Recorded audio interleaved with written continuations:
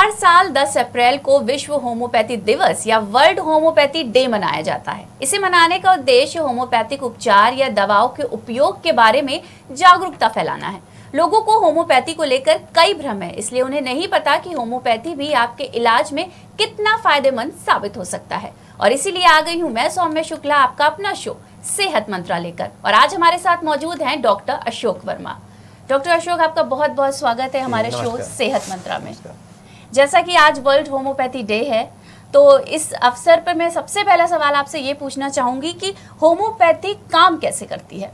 जी ठीक, नमस्कार मैम। मैं आपको ये बताना चाह रहा हूँ आप सभी लोगों को, आज होम्योपैथिक डे, होम्योपैथी के जनक डॉक्टर हैनीमैन का आज जन्मदिन है। उन्हीं के जन्मदिन के अवसर पर ये कार्यक्रम मनाया जाता है। जी। इस कार्यक्रम को आज पूरे विश्व में बहुत हर्षोल्लास के साथ मनाया जा रहा है। जी। होम्योपैथी के बारे में हैनीमैन साहब का जो विचार था, वो एक एलोपैथिक प्रैक्टिशनर थे और अंग्रेजी दवाओं को करते करते उनके मन में जो विचार आया कि किसी भी रोगी को हम पूर्ण रूप से ठीक नहीं कर पा रहे हैं, जी। तो उन्होंने अपनी एलोपैथिक प्रैक्टिस छोड़ दी और उन्होंने एक नए विचार की तरफ कार्य करना प्रारंभ किया। तो होम्योपैथी की जो उत्पत्ति है वो एक एलोपैथिक फिजिशियन के द्वारा ही हुई है। जी। उन्होंने जो एलोपैथिक में कमियां देखी कि रोग ठीक न होने के बजाय सप्रेस हो रहे हैं। जी। तो रोग सप्रेस जब हो रहे थे तो उन्हीं को देखते देखते कि एक रोगी आता है, एक रोग का इलाज कराते कराते दूसरे रोगों को भी अपने शरीर में ले जाता है। जी। इसी से दुखी होकर के उन्होंने ट्रांसलेशन का काम शुरू किया और उसी में उन्होंने कुछ ऐसे सिद्धांत देखे जहाँ पे होम्योपैथी की उत्पत्ति हुई। होम्योपैथी, आपका क्वेश्चन है होम्योपैथी कैसे काम जी कैसे काम करती है? होम्योपैथी हमारे शरीर में जिस तरीके से सभी औषधि करती हैं, जी, उसका भी उसी तरीके से हमारे शरीर पे प्रभाव होता है। क्योंकि होम्योपैथी, हम बार बार कहते हैं कि डायनेमाइजेशन थ्योरी पर काम करती है। हमारी जो दवाएं बनती हैं या बनाई जाती हैं, उनमें मेडिसिन की मात्रा को बहुत सूक्ष्म मात्रा में इस्तेमाल किया जाता है, जिसको हम ये कहते हैं कि जो अल्कोहल होता है उसमें दवाएं जो होती हैं नैनोज की मात्रा में होती हैं। जी। और नैनोज पार्टिकल भी अगर अल्कोहल में जाते हैं तो वे हमारे शरीर पे इफ़ेक्ट करते हैं। मैं इसका एक एग्जांपल अभी ताज़ा बता रहा हूँ कि पहले इसको प्लेसबो थेरेपी, जो भी आपका क्वेश्चन भी ये है कि प्लेसबो होता है, जी। तो पहले होम्योपैथी को यही कहते थे कि इसमें अल्कोहल में मेडिसिन नहीं होती हैं, अर्थात ये काम कैसे करती होगी। लेकिन अभी ये बात बिल्कुल प्रूव्ड हो गई है कि होम्योपैथिक जो दवाएं हैं वो नैनोज की मात्रा में हमारे अल्कोहल में उपलब्ध होती हैं। जी। जैसे कि इस समय नैनो यूरिया काम कर रही है।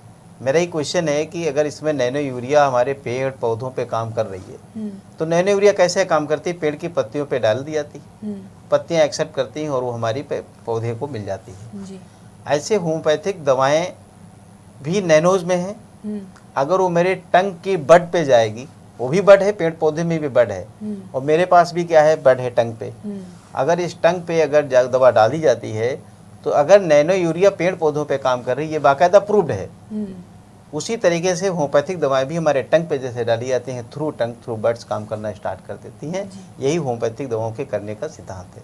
जी। तो होम्योपैथिक दवाओं को डाइजेस्टिव सिस्टम से रिलेट नहीं किया गया। जी। जी। होम्योपैथिक दवाएं थ्रू टंग हमारे शरीर पे इफेक्ट आना शुरू कर देती हैं, और ये बाकायदा अब तो प्रूव्ड है कि अगर नैनो यूरिया काम कर सकती है तो नैनो मेडिसिन भी हमारे शरीर पे उतना ही काम करती है जितना कि अभी प्रूव्ड हमारी जी हो चुका है कि नैनो काम करता है।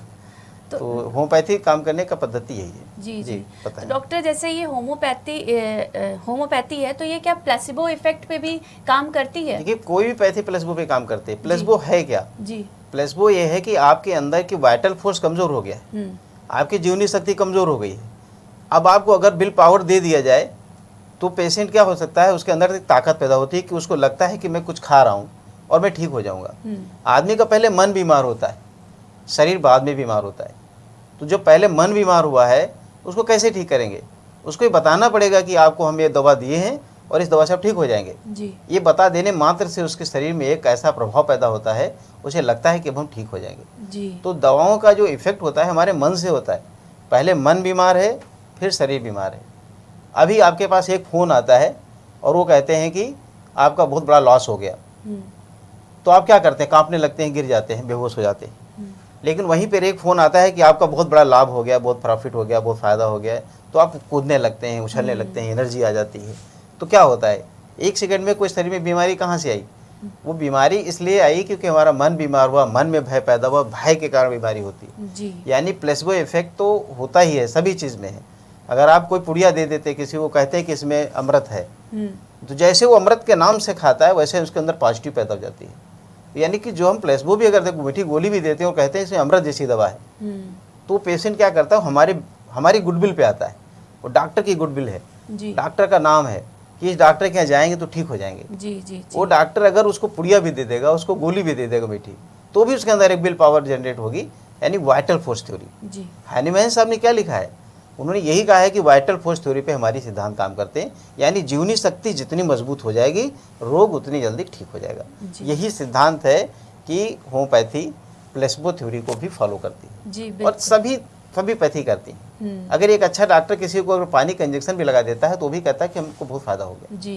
तो वो उसका प्लेसबो इफेक्ट हर पैथी में है, होम्योपैथी में भी है और एलोपैथी में भी है। ऐसा नहीं है कि प्लेसबो इफेक्ट होता नहीं, प्लेसबो इफेक्ट है। जी बिल्कुल डॉक्टर साहब। तो नेक्स्ट क्वेश्चन जो हमारा ये है कि जैसे एलोपैथी में हम कोई भी बीमारी लेके जाते हैं तो कुछ टेस्ट करवाते हैं डॉक्टर, तो क्या ऐसा होम्योपैथिक में भी होता है? होम्योपैथिक में भी टेस्ट कराने की जहाँ जरूरत वहाँ कराते हैं। किडनी स्टोन लेके आता है तो उसमें साइज पता लगाना पड़ता है कि कितने साइज का है। जी। अगर हमें साइज नहीं पता है तो हम कैसे ट्रीटमेंट करेंगे? अगर वो लेके आता है कि हमारे पास 38 mm का स्टोन है, तो शायद हम उससे कहेंगे कि भाई आपका हमारे पास ट्रीटमेंट नहीं हो पाएगा, होगा तो बहुत समय लगेगा। उसको बताना पड़ेगा, गाइड करना पड़ेगा। गॉलब्लैडर का स्टोन लेके आएगा, गॉलब्लैडर में क्या बताएंगे, जब तक साइज नहीं देखेंगे तब तक नहीं होगा। 2 mm 3 mm 4 mm का है तो हम ट्रीटमेंट करेंगे क्योंकि वो डिजॉल्व हो जाएगा। लेकिन वही अगर 18 mm का, 20 mm का, 22 mm का, तो उसको हम सलाह देंगे कि आप सर्जरी करा लें। ऐसे ही यूट्रस में अगर हमारे सिस्ट हैं, ट्यूमर हैं, गिल्टियाँ हैं, तो हम उसको क्या कहेंगे, छोटे सिस्ट गिल्टी गांठें हैं तो हम उसका इलाज करेंगे, ट्रीटमेंट करेंगे। नहीं तो हमारे बस में नहीं है। थायराइड लेके आता तो थायराइड के बारे में बताएंगे कि थायराइड में ये परहेज करिए, ऐसे करिए। जब तक मुझे जानकारी नहीं होगी तब तक हम ट्रीटमेंट कैसे करेंगे? अगर कोई कोलेस्ट्रॉल बढ़ा हुआ है, कोलेस्ट्रॉल का लिपिड प्रोफाइल कराएंगे, क्योंकि लिपिड प्रोफाइल से पता लगा लेंगे कि उसकी कितना कोलेस्ट्रॉल है। उस हिसाब से उसको हम परहेज बताएंगे, चीज़ें बताएंगे, सिस्टम में लाएंगे। तो हमें भी टेस्ट कराने की ज़रूरत है। तो जहाँ आवश्यकता होगी वहाँ हम भी कराएंगे। अगर हमें ट्यूमर ब्रेन में है तो ब्रेन ट्यूमर के लिए हमें CT स्कैन कराना पड़ेगा। तो जितने टेस्ट की हमें भी ज़रूरत होती है वैसे एलोपैथ में भी टेस्ट की ज़रूरत है, तो होम्योपैथ में भी टेस्ट की ज़रूरत है। हम काम लक्षण पे करते हैं, लेकिन कम से कम मरीज़ की स्थिति को जब पता लगा लेते हैं तो उसको अच्छा गाइड कर सकते हैं कि हमारे पास कितने लेवल तक ट्रीटमेंट है आपका, हम कर पाएंगे या नहीं कर पाएंगे। तो ये हमारे ऊपर निर्भर करता है कि हम टेस्ट किस चीज़ का कराना चाहते हैं। जी। आवश्यकता होगी तो टेस्ट की ज़रूरत है तो कराते हैं। जी। तो अगला सवाल हमारा ये रहेगा कि जैसे होम्योपैथी दवा चल रही है किसी की, तो क्या कुछ परहेज इसमें कुछ आप बताते हैं कि हमें ये परहेज करना चाहिए खाने में या किसी चीज़ में, तो उसके बारे में कुछ बताइए। देखिए मैम, मेरा प्रैक्टिस करने का जो तरीका है वो मैं स्टार्ट ही परहेज से करता हूँ। जी। परहेज का मतलब दवाओं से परहेज नहीं है, दवाओं के लिए परहेज ना करें जी, अपने हेल्थ के लिए परहेज करने की बात मैं करता हूँ। परहेज का मतलब ये नहीं है कि आप एक पैर पे खड़े होकर के परहेज करेंगे, ऐसा परहेज मैं बिल्कुल नहीं बताता हूँ। परहेज का मतलब है कि हमारी बॉडी खाने से ही बीमार होती है। 80 से 90% बीमारी हमारे खाने की वजह से हो रही है और 20% बीमारी हमारे दिमाग की वजह से हो रही है। हमारा स्ट्रेस, हमारी निगेटिविटी, हमारी थाट्स खराब होना, ये हमारी बीमारी है। और 80% जो डिजीज़ हैं वो हमारे डाइट की वजह से हो रही हैं। तो जो 80% बीमारी डाइट की वजह से हो रही है उसमें हम परहेज़ की बात करते हैं। और हम तो सिंपल सिद्धांत में कहते हैं, मैंने आज स्लोगन भी एक दिया है कि मैं कहता हूँ diet, yoga, naturopathy, complete solution with homeopathy. Health solution homeopathy के साथ है। तो मेरा स्लोगन है diet, yoga, naturopathy, health solution with homeopathy. यानी कि आप अपनी डाइट को पहले ठीक करें, तब आप अपनी सेहत को ठीक कर सकते हैं, बीमारी को ठीक कर सकते हैं। अब अगर जिस कारण से बीमारी पैदा हो रही है वो कारण का इलाज करें। अगर आप खराब खाना खा रहे हैं तो आपका लीवर कभी ठीक नहीं होगा।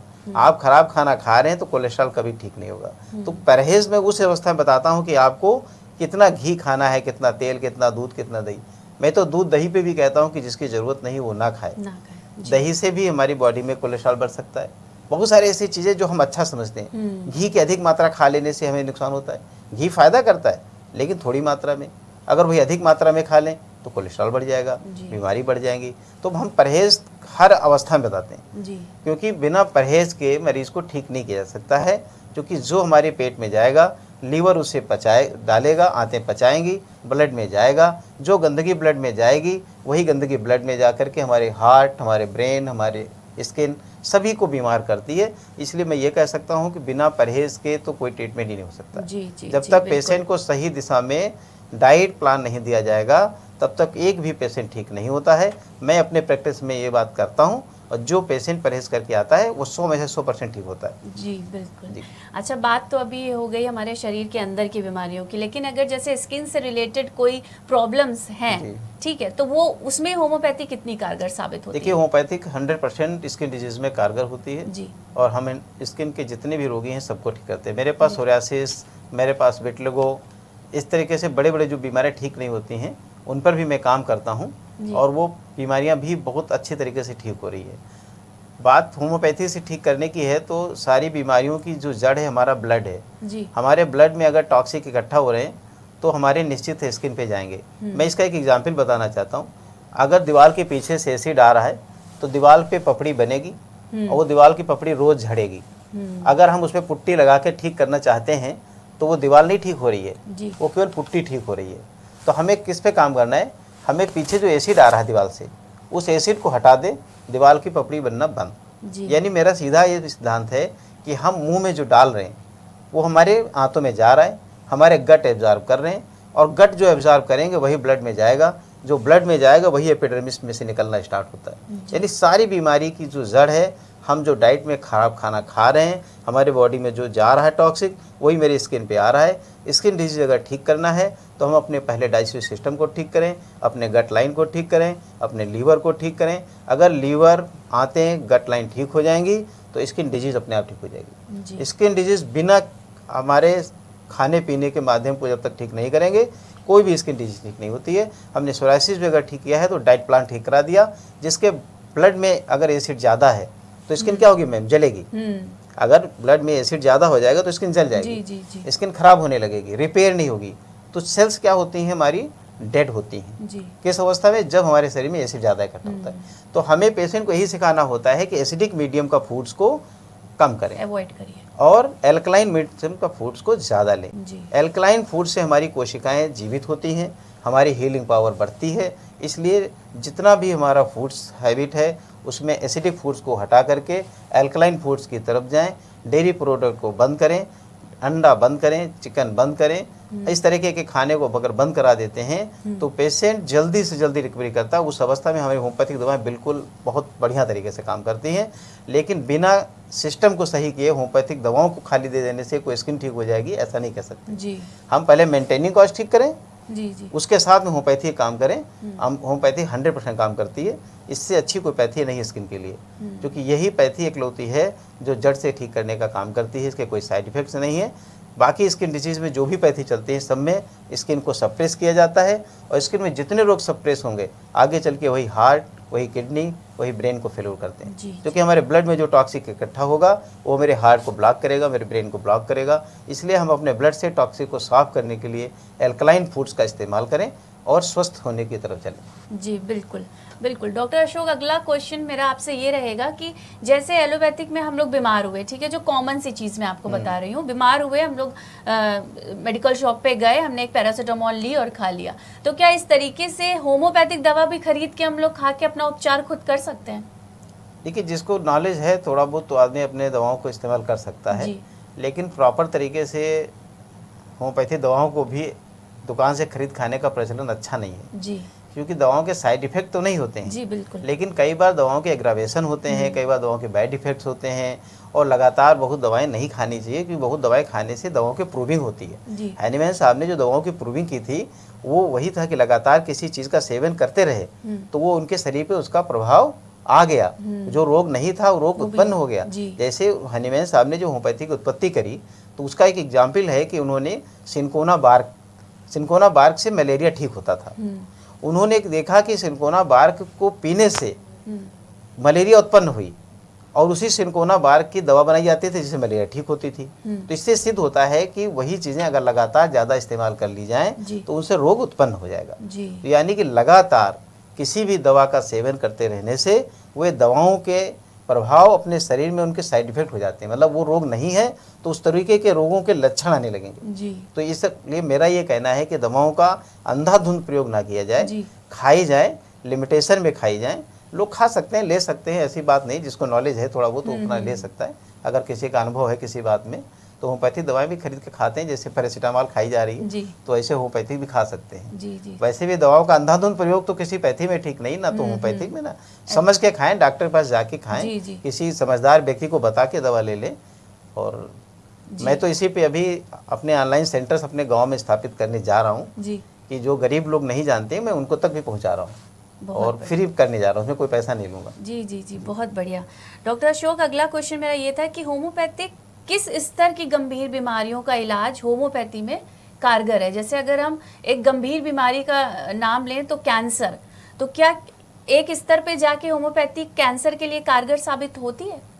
देखिए, कैंसर बार बार ये बात आती है कि कैंसर में होम्योपैथी कितना कारगर है। होम्योपैथी कैंसर पे काम करती है, लेकिन फर्स्ट सेकेंड स्टेज तक के कैंसर अगर हमारे पास आते हैं और अगर हम पेशेंट्स की वाइटल फोर्स ठीक है, वाइटल फोर्स का अर्थ है कि उसकी जीवनी शक्ति अच्छी है, वो अभी चल फिर रहा है, वो भी अपने सभी काम कर रहा है, खा पी रहा है, पचा रहा है, तो उस अवस्था में हम होम्योपैथिक दवाओं से उसे रोकथाम कर सकते हैं, उसे क्योर भी कर सकते हैं, उसे ठीक भी कर सकते हैं। लेकिन बहुत बड़े स्टेजेस के कैंसर पे मैंने काम नहीं किया है या मेरा अभी अनुभव नहीं है कि 4th ग्रेड 3rd ग्रेड के कैंसर को कैसे क्योर किया जा सकता, मैंने काम नहीं किया है। 1st 2nd ग्रेड तक के एक आध जो भी केसेस होते हैं उन पे काम कर सकते हैं। बहुत गंभीर कैंसर के रोगियों पे मैंने काम नहीं किया, इसलिए मेरा अनुभव नहीं है। जी जी। ठीक होता है, अब ये नहीं कह सकते कि ठीक नहीं होते हैं, बहुत सारे कैंसर पेशेंट ठीक भी होते हैं। तो अब हम अपने शो की समाप्ति की तरफ हैं, लेकिन उससे पहले आज होम्योपैथी वर्ल्ड होम्योपैथी डे है, तो इसके विषय में आप हमारे दर्शकों से कुछ हमारे थ्रू कहना चाहते हैं तो प्लीज़। मैं आज होम्योपैथिक विश्व दिवस, हनीमैन का जन्मदिन है, इस अवसर में मैं सभी लोगों को एक ही बात कहना चाहता हूँ कि अगर दवा मुक्त समाज, स्वस्थ समाज की परिकल्पना करनी है तो हमें अपने जीवन में दवाओं से मुक्ति पाने के लिए होम्योपैथी को अपनाना होगा, क्योंकि होम्योपैथी ही एक ऐसी पैथी है जिसका कोई साइड इफ़ेक्ट नहीं है, जिससे कोई हमारे शरीर में हार्म नहीं होते हैं। और इसीलिए होम्योपैथी के साथ अगर हम अपना जीवन जिएंगे, अपने परिवार से दवाओं को हम मिनिमाइज़ कर सकते हैं, कम कर सकते हैं, रोगों को हम दूर कर सकते हैं। इसलिए इस अवसर पे मेरा एक स्लोगन है, मैं सबको कहना चाहूँगा कि अपने शरीर में अगर रोग नहीं लाना है तो diet, yoga, naturopathy, health solution with homeopathy. अगर हम अपनी डाइट, हम योगा, हम नेचुरोपैथी को इस्तेमाल करें और साथ में होम्योपैथिक पद्धति से इलाज करें तो हम अपने समाज से सभी तरीके के रोगों को समाप्त कर सकते हैं। यही मैं इस अवसर पे सभी लोगों से कहना चाहता हूँ। बहुत बहुत बहुत धन्यवाद डॉक्टर अशोक। तो ये थे डॉक्टर अशोक वर्मा, जिन्होंने आज विश्व होम्योपैथी दिवस के मौके पर इससे जुड़े कई सवालों के जवाब हमें दिए। हम उम्मीद करते हैं कि आपको हमारा ये वीडियो पसंद आया होगा। ऐसे ही सेहत से जुड़ी जानकारी के लिए देखते रहिए सेहत मंत्रा।